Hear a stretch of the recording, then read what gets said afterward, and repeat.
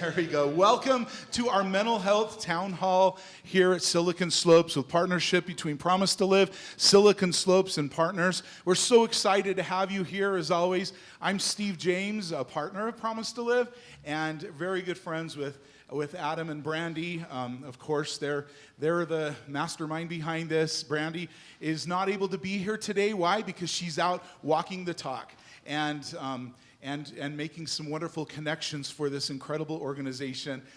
Any other board members or team members, raise your hand, please. Thank you so much for your service, and thank you for coming. How many of you have been here for the very first time? Thank you so much. Again, we have these monthly town hall meetings, and today we're going to be talking about some amazing things, especially with respect to relationships, and we're just super excited about that. I do want to share a couple of things. The lunch today was sponsored by Emily Krupduff and from Corey Wellness. Is that how you pronounce it, Corey? Wellness? What? Koru. Okay, Koru Wellness. Well, that was my typo, so anyway, let's give her a great big hand.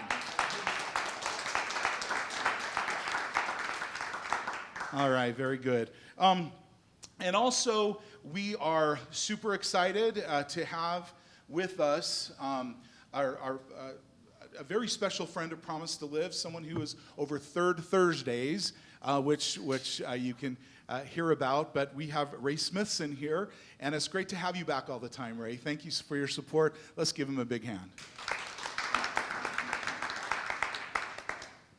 Thank you so much for having me. Is this coming through? Okay. Thank you so much for having me, Steve. Like I said, like he said, my event's name is called Third Thursday, and it's at 3 p.m. And Brandy and I decided to sort of piggyback on each other's events. So if you'd like to come to that, it's about 3 minutes away from here at Kiln, K-I-L-N. It's their headquarters in Lehigh. It's powered by another nonprofit organization called Connect Capital.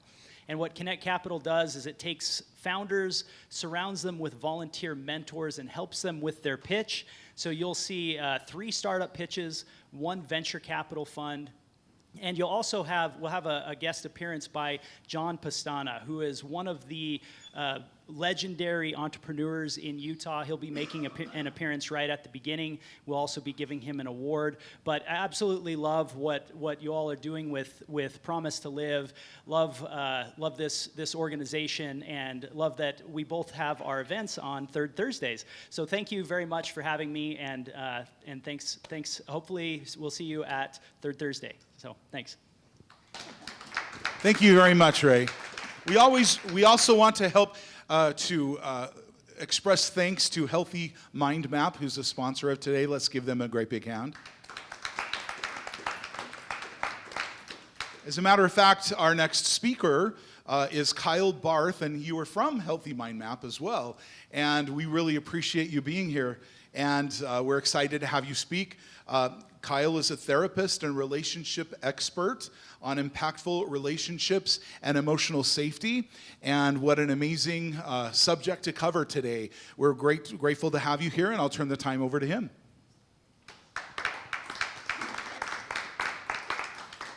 Thank you so much. Make sure I got this.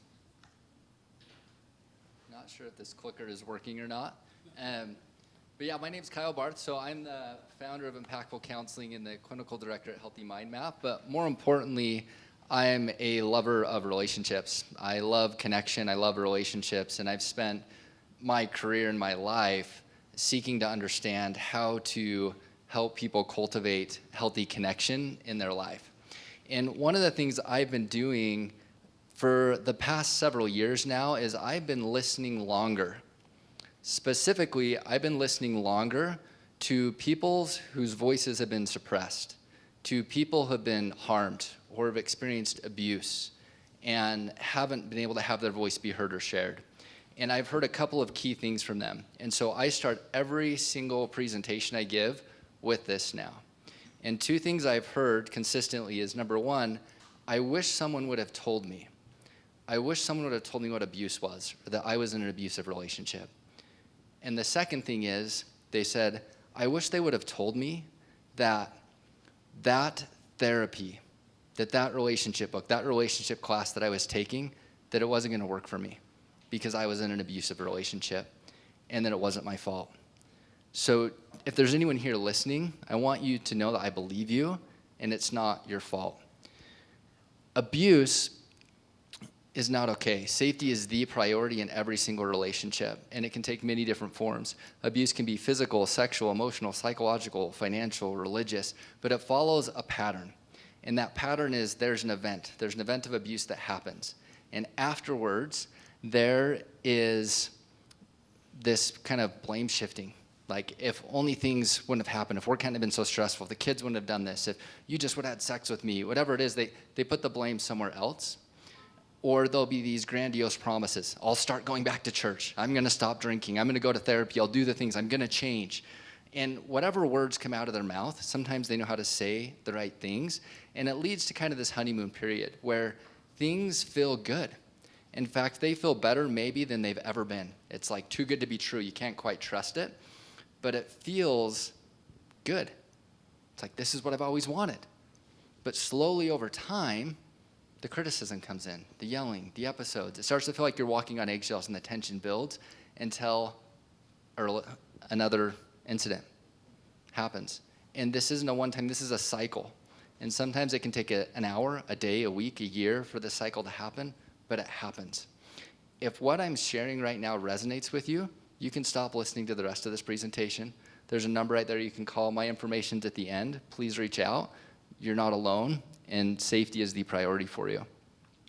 So, what was the last number on the phone number was? let's see. If you connect with me afterwards, I will make sure that you get that. If it's hidden and not showing there. Yeah. So it's right there. I'll make sure you get it at the end. Thank you for asking. So one question that I ask every couple that I work with before they even come in for therapy is, what would a successful outcome look like? And the number one answer, in fact, this is probably the only answer I get in some variation or another, is improved communication. That's what I hear every single time. And why are people saying that?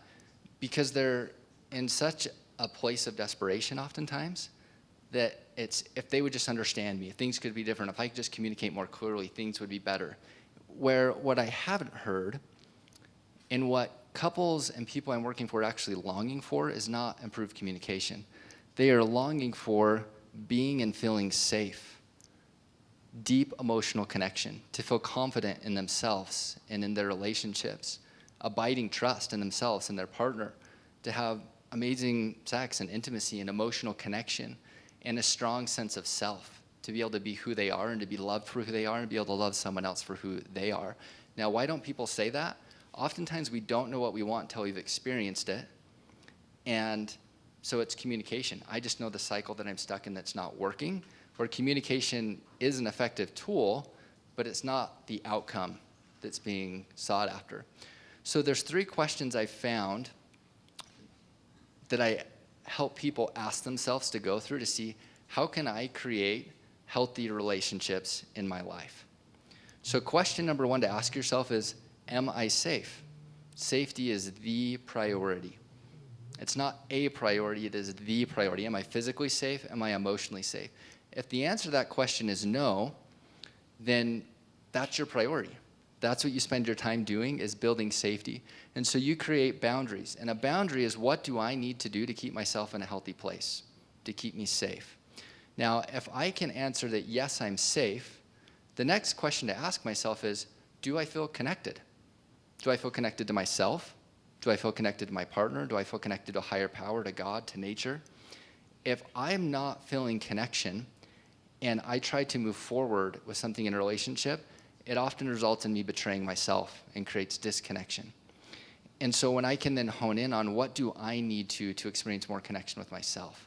What would help me feel more connected to my partner or to God, to whatever that connection is outside of me, then I can start to cultivate healthy relationships in my life. And healthy connection is one of the biggest preventative measures for suicide intervention. It's one of the biggest preventative and intervention measures in addiction. and for depression and anxiety, is creating healthy connection. But first, we have to assure safety, and then we can look at how do we create connection. So one of the things that happens when people say, I want to improve communication, this is an important part of creating connection in relationships. Whenever there's a communication problem, there's also an emotional problem, an emotional awareness, an emotional responsiveness, and ownership problem. So when we can identify what we're feeling, we can feel it. We can respond to our own emotional needs. We're responsible to manage our own emotions, not other people's. And we can also communicate that and get our own emotions met. That emotion wheel is a tool to help you be able to better identify, respond to, and express what emotions you are experiencing. The next question that you'd ask yourself is, what do I value? So am I safe? Am I connected? And then what do I value? You can go through really hard things in your life when you're safe and when you're connected and it aligns with your values. And it creates confidence. It creates deeper intimacy in relationships. What you don't want to do is go through things that are unsafe, disconnecting, or don't align with your values. That will create abusive dynamics. It creates depression, anxiety, unhealthy relationships. And as you start to live your values more fully, you're going to learn that rejection is healthy. A common phrase in the business world is you have to protect your one yes with 1,000 no's. You have to get really good at saying no. Same thing in relationships. When someone says, no, I don't want to have sex with you. No, I don't want to date you. No, I don't want to go on that trip. No, we can't afford to buy this. That rejection protects you from an unhealthy relationship, from an unhealthy situation, from a disconnecting moment. And the reason that that hurts sometimes is that it's evidence that you're a human being that's capable of loving and feeling things deeply. And it is okay to feel that. And when you can start to live by this and create safe, connecting, and value-based decisions in your life, you're going to be able to find deeper intimacy and more impactful relationships at the foundation of what you're experiencing and going through. Now, if you find yourself getting stuck in any of those areas, if that was a little bit triggering to hear anything that I just said, reach out for help. You're not alone. I'd be happy to talk with anyone, to spend some time just seeking to understand, to make sure you can have the support and help that you need, and to help you find the connection in your life, because that connection really does save lives.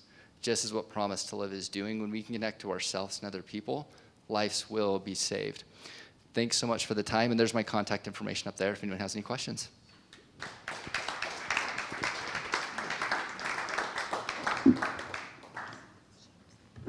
Well, thank you very much. And again, thank you for hosting today. We really appreciate that. You know, Promise2Live is such an amazing organization that has inspired and really saved lives of countless people all over the country, not just here in Utah. And we're so excited for the wonderful work of Brandy and Adam and Barbara and the whole team, and really encourage everybody to, again, watch the wonderful broadcast from the Avalon Theater in Hollywood, featuring some of Hollywood's finest and people that really believe in the message of trying to reach out, to be there, to save lives, and make that promise that if we're in a dark place, that we will reach out to a trusted person or loved one, and also call 988 if that's something that we're able to do as well. All of us have had relatives that are touched by this subject, and friends and people that's around, and we need to reach out and be there for other people. And if you go to promise2live.org, if you have not taken the Promise to Live yourself, we encourage everybody to please do that, and then please share that with your friends, because studies show that if you make a promise, that you are more likely to keep that promise, and that promise that if you're in a dark place, if you're struggling, that you'll reach out and that you can be able to reach out with that lifeline, and that's what we're all about. We appreciate everyone's support and their volunteerism too. I'm particularly excited to announce the next couple. I have known Brad Barton for how many years now? It's just been many, many, many years since I probably even closer to 35 years. You know, Brad's he's amazing, and he was a prevention specialist back then, but he's gone on to be just a popular author, a speaker, a magician, and also he's a world record holder in the field of sports and track and field, and I tell you, it's amazing. And when he met Melissa, it was so inspiring to see the incredible look on his face and to feel just his heart as he met an angel on earth here who happens to be a relationship expert herself. And it's just so wonderful to be able to see that union that's taken place. And it's brought here to the Silicon Slopes stage today with Brad and Melissa Barton speaking on important aspects of healthy relationships. Let's welcome them both. Thank you for being here.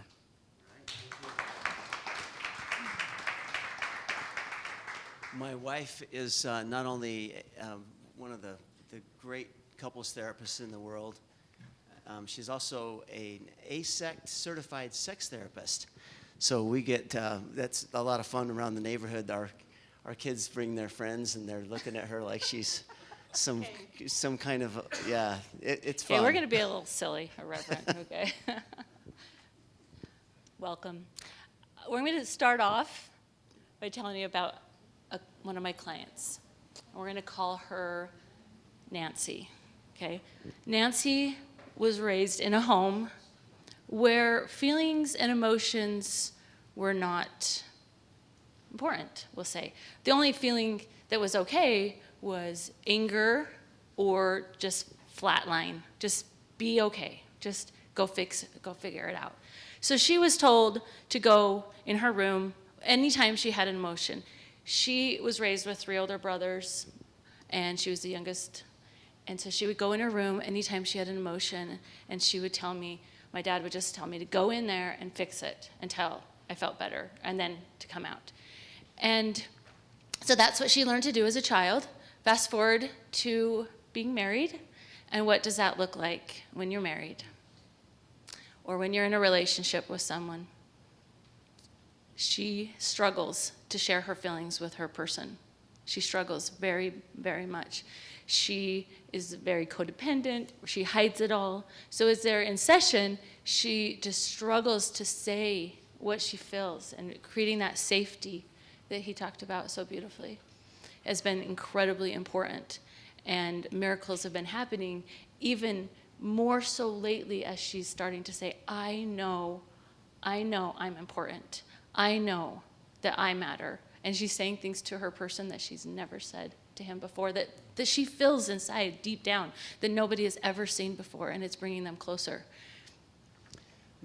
They're probably, you've heard some kind of a stat about people ask, are you above average or below average? And of course the answer for most people is, they're above average, right? 90% of the people think that they're above average. Well, there's a similar thing in the communication world.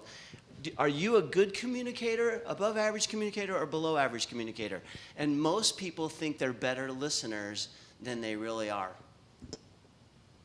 And they also say that their people in their relationships are below average. More people think that their person is below average listener and that they're above average listener. All right, we're really kind to ourselves, aren't we? Or not. So good listeners, research shows that 47% of partners say they don't feel heard. And I thought, that's pretty close to the divorce rate. Just saying. It's pretty close, right? So we're not listening very well. And I love what we're doing today, Promise to Live. And as we were preparing for this, promise to listen just went right with that. Promise to listen. And that's different. I've learned day after day I primarily work as a couples therapist and a sex therapist, that we are not listening and we don't know how to listen. We think we know how to listen, but we don't. And so promise to listen goes right together with promise to live. Hand in hand. Okay, we're going to do some newspaper now. Jeff. What? Oh, yeah, why you're doing that. All right. You do So, some fun with this, yes? okay. We're going to do this together. Okay, I'm going to read this as does the camera see him? You guys in charge over there? Okay. Okay, I've been working with this couple, and we're going to call them James and Sarah. For years, his wife had a pattern of shutting down, just kind of what I was talking about. James thought it was just her way of coping and her personality. But in session, when he started practicing really listening, not fixing, not defending, just being present, something surprising happened. For the first time, he heard her hidden story. I don't feel wanted. I am not enough. She explained how at times she worried he might be flirting with other women, and she never told him. Now, this couple has been married for more than 3 decades, and she has never told him how she felt. She held it inside. She shut down. But she replayed this in her mind all the time, that he's flirting with women and that she doesn't matter. And it grew to be a conviction inside of her that she wasn't wanted. Now, this came obviously from her childhood too. When James heard this in session, he was devastated. He said, I didn't know. He didn't say, that's not what happened. I was not. Because he had been practicing listening and really, really being with her. And he said, I didn't know you were feeling all of this. I'm only now really getting to know you. And here's where the power of real listening comes in. James struggled. And this is the difference. Like, it's not just when we listen, we don't just say, oh, I didn't know that story about me. That feels so great. Thank you for telling me. I'm the bad guy. I never knew, right? It's just, we don't do that. Inside of himself, he's thinking, I've been completely faithful. I don't want to be the bad guy in her story. He even emailed me later and said, Melissa, I have been completely faithful. Because when we're in session, we are all the way in her story. I'm holding his pain, but we're all the way into her story. And he didn't want to interrupt, and he's learning really how to sit in her pain. And he didn't erase her feelings. He allowed her to be in her story. And as he stayed with her, something shifted. He began to realize she wasn't accusing me. She was aching for me. She was hurting because she longed to be wanted by me. That was a stunning reframe. He had spent years yearning for her, hearing her withdrawal and making meaning out of it, that she didn't like him. That was his main thing. I just want her to like me. And here she is saying, I do. I just want you to like me. All this pain and trauma that was inside of her. But really listening, he discovered the exact opposite. She had shut down because she was terrified that he didn't want her. What started as a story of blame transformed through listening into a story of longing. The moment became a positive emotional experience. By staying present with her pain, James discovered that underneath her silence was not contempt or rejection, but a deep yearning to be wanted and chosen by him. And when he saw that, the story between them changed. He wasn't the bad guy anymore. He was the one she was aching for all along. This is a true story. There you go. Good. Ta-da! And the healing of really listening. Right? As he sat there and listened to her say these stories about him, and he was thinking, I don't want to hear this. He had been prepped through our sessions and through our retreat to sit and listen and not respond, right? That is a challenge. Do we sit and just get it all ready, or do we just interrupt? Is it the hardest thing in the world to have a story that someone you love tells you, and you're the main character in their story? It's the most difficult. This is the trick that Melissa has taught me. If I get vulnerable and really listen radically, deep emotional listening, and we're going to share with you a metaphor in a moment. What's going to happen if I really am present with that listening, and I'm present with her story, and I'm in her story, and I am her story, and I'm channeling what it's like to be Melissa? and I do my job right, then she's going to get vulnerable and say some things that are going to hurt. Some things that probably aren't true in reality, but they're true for her right there in that moment. And that's exactly when I'm going to want to be defensive, because she's going to say some things that hurt. And that's exactly the time not to be defensive. That's what this man did, it sounds like in this story, is when she was saying hurtful things about flirting and about her perceptions that he wasn't being loyal, he's completely loyal. He's completely faithful to her. And so his response would be, no, I'm not, right? How many of you Don't feel have that way. You can put yourself in that story. I didn't do it. Don't feel that way. We love to tell each other how not to feel. Don't feel that way, and I'll feel better. If you stop feeling that way, I'll feel better. That'd be really great, right? So that's what we do. And the really important part of this is new. We talk a lot about listening and really, really strong listening, extreme listening, Simon Sinek. It is not something that we actually know how to do very well. We have to practice this. So he's going to tell, let's see, we got some slides maybe. Okay, go ahead. Go the wrong way. I'm going to the beginning. Okay. Let's go there. All right, so here's a metaphor No, that...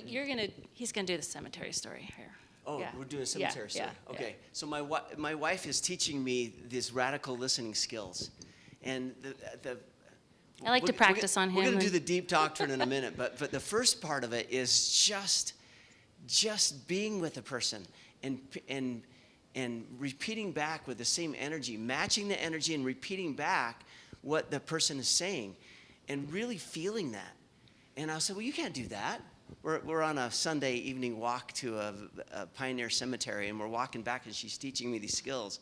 And she's saying, you use the same exact words, and you match the exact energy. Energy, intensity. Intensity, yeah. We don't want any And pseudo-listening happening. What are you talking? You're going to repeat the same words that you just came out of my mouth? You're going to repeat that back to me? Yeah, I'm going to repeat that right back to you. Well, that's not going to work. That's going to not sound gonna work. condescending. That'd be patronizing.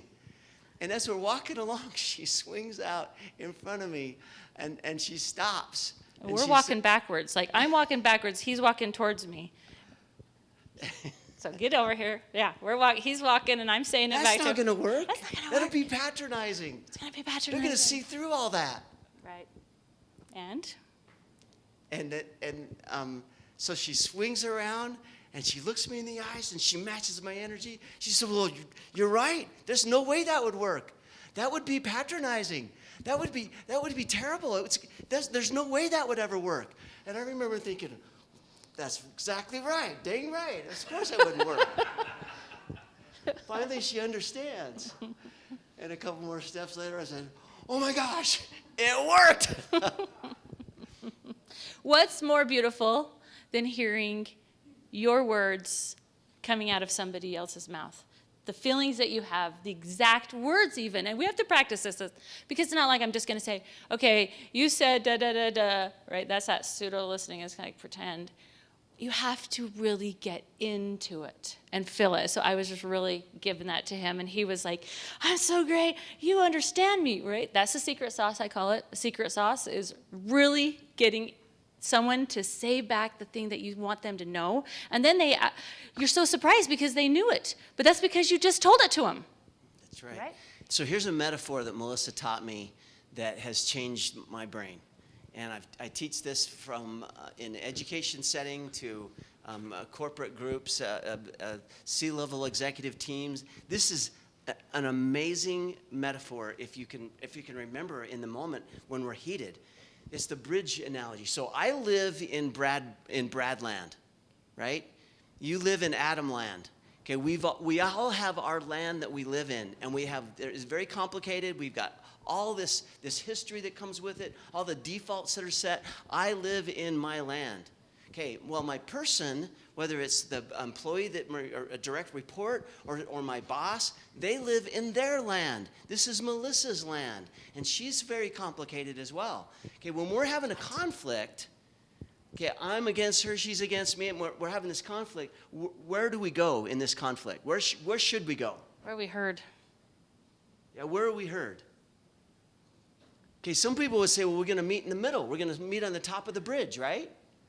Between my land and the other person's land, there is a chasm, right? And there's a bridge across the chasm. Shall we meet at the top of the bridge? Folks, that will never work.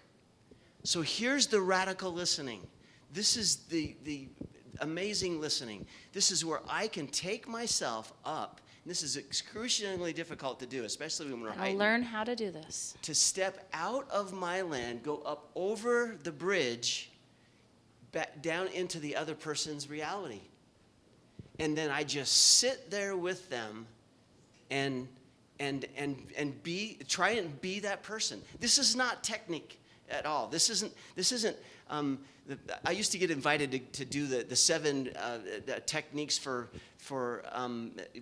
better communication. This is way beyond this. This is deep doctrine. This is getting over myself, getting into someone else's place, and truly trying to channel what it's like to be them. And again, that's if I do my job right, and I'm really trying to channel what it is to be like to be them, then they may get vulnerable with me, and they may say some things that will hurt. Now, if I get defensive, what does that mean?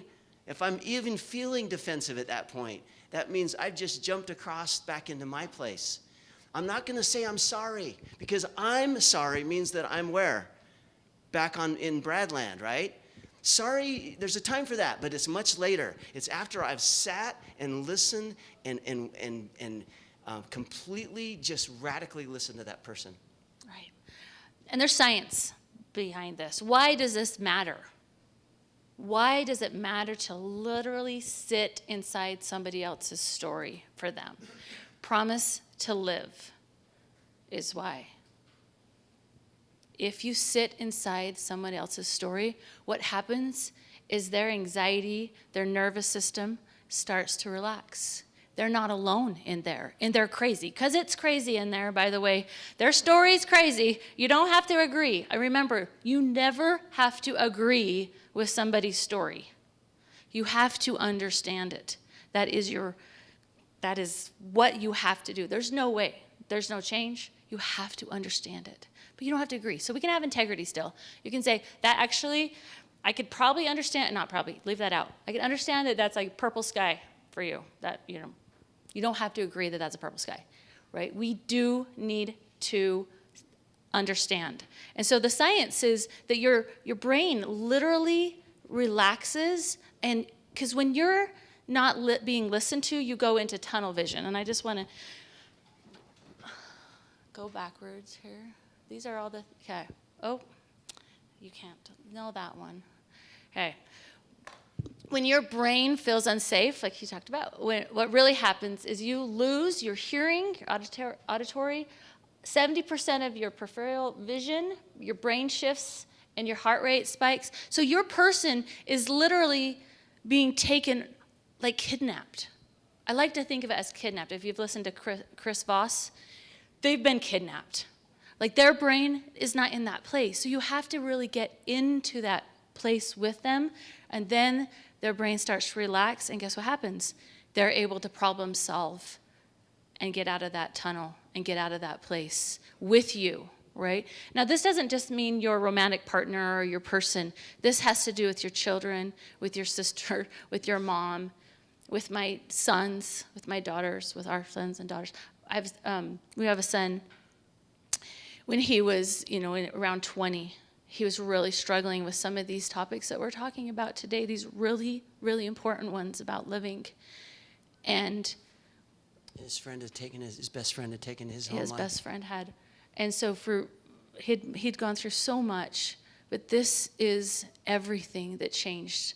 Not just me, but other people, just sitting in his story with him and in his pain and watching him, this big child, he's huge. He's like 6'2" and all these rippling muscles, and he's literally on the floor crying, and I'm laying next to him and holding him.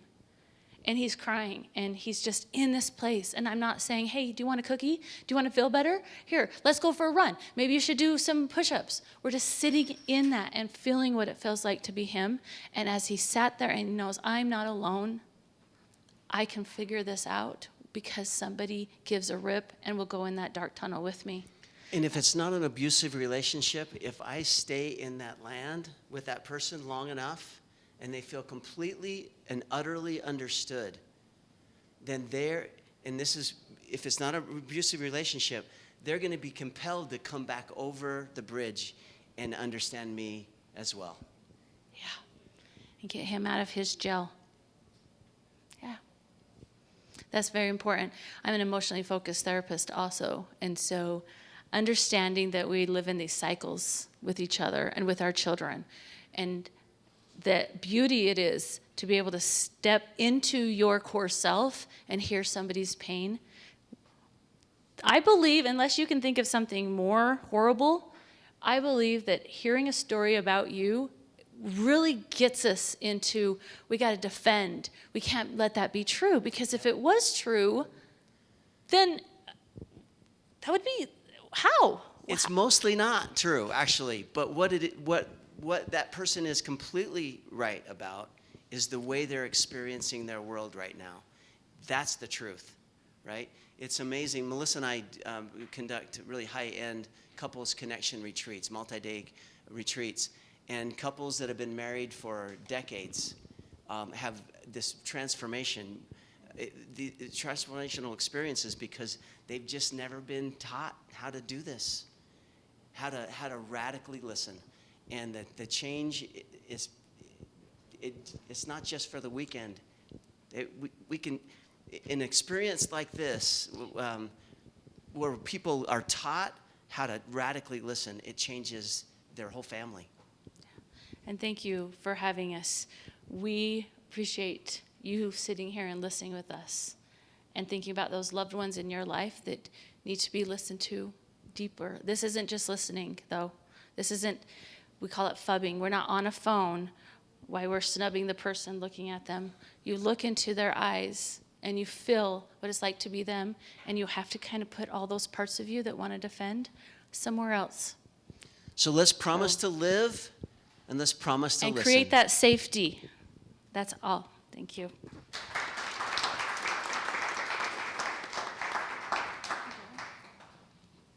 Thank you so much. Thank you so much, Brad and Melissa. I have a little free words to say on that. If you want to scan that, you'll get a list. You'll get a list of beautiful things to say. If you don't know how to say the words to listen, it's a whole sheet of, I'm here, tell me more, kind of interest. So, and all the weird questions go with Talkadot. You can just kind of ignore those. So what wonderful resources, seriously. This opportunity to have these mental health town halls every third Thursday of every month is a wonderful resource for our community. We encourage you to go ahead and share and spread the word with your friends too, who can come and enjoy a lunch and be able to have this. Each of our speakers here, they address people professionally. They're in front of people. They are donating their time to be here, and in fact, even donating the services, donating the food here. We have Emily here. Thank you so much from Koru to bring this wonderful food. Come on up here in front and let's give her a big hand.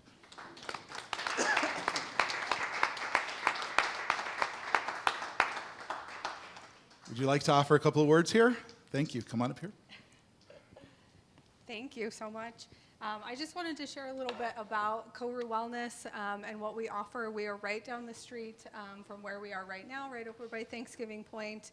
And Koru Wellness, really, we specialize in all things wellness for your mental health, everything from labs and hormones and blood work to talk therapy to ketamine-assisted therapy. That is something that I specialize in, is ketamine-assisted therapy for couples, for individuals, and for groups. And if you don't know what ketamine is or what it's used for, it's actually an anesthetic that we have used since the 1960s. And it's used every single day in hospitals, in emergency rooms, in dental offices. It's a very, very, very safe medication that we use in combination with our doctors to help to kind of re-regulate the nervous system. You know, Melissa, you spoke so beautifully about being in that tunnel. Sometimes we get that tunnel vision. We automatically get there without even thinking about it. And I'm like, how did I end up in this freaking tunnel again? And ketamine is a really, really useful tool to help you to get some distance from that tunnel, be able to see it from a new light, and hopefully choose a different path. So we really, really love ketamine for that. I have some cards and some pamphlets in the back, and I'll be here for a little bit if you have any questions. And I just really appreciate being able to be here and to sponsor lunch. Thank you very much. Well, I'm so proud to be here today in support of Promise to Live as a partner and as a friend. And I'm extremely proud to be able to have my wife here, Lisa, who's my partner in anti-crime. And we try to dedicate ourselves and use our talents to making a difference. Just like Brandy and Adam and our team and Barbara and just all of you, thank you so much for all that you do. Adam, would you like to say anything? Is there anything you'd like to say? Adam is always here, a backbone of everything we do. Let's give Adam a great big hand. And we appreciate the work of Brandy, too. We want to remind you once again of the Promise to Live live broadcast from Hollywood on September 10th. And that's going to be broadcast, but also we can have broadcast parties if you'd like to invite some of your friends to be there. You are welcome to hop on a plane or drive a car over to Hollywood. If you'd like to do that, look on promise2live.org. You can find out more information on times and how you get there and everything here. We wish you the very best in your lives. And today, as we've discussed relationships, we're grateful for what we've heard and learned. My wife and I had a great time just listening and learning and absorbing these. We have a wonderful opportunity to really be able to learn about different subjects that help support our lives. Every single month, it's a different topic. So please look again at all of the different upcoming third Thursdays that we have here too. Thank you so much for coming. Remember, go to Promise to Live and make the promise if you haven't, and if you have, share that we can spread the word. Thank you for coming.